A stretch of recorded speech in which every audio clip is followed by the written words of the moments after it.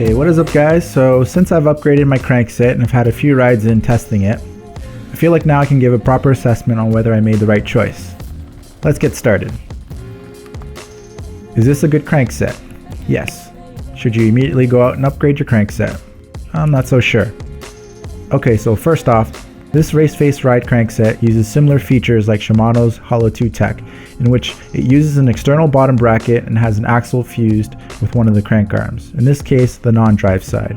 The whole setup is an easy one and pretty straightforward if you know what you're doing. Compared to the old taper crankset I had installed, this one's a little lighter, performs slightly better, and has a more streamlined design to it, with less curves and a straighter drive side crank. Each arm is measured at 170mm length, which is 5 less than the previous one. With shorter crank arms, I did notice it being a little more comfortable with no overall impact to pedal efficiency, especially during uphill sections. And it helps that it gives me a little more clearance to avoid some tougher terrain.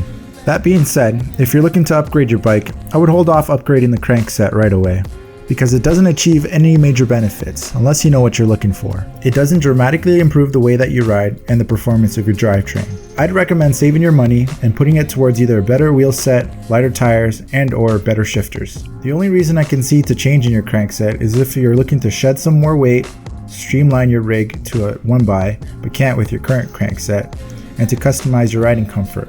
Then this upgrade could be one you can make in the future. Let me know what you guys think, and if you like this video, support the channel by giving it a like, hitting the subscribe button, and as always, thanks so much for watching.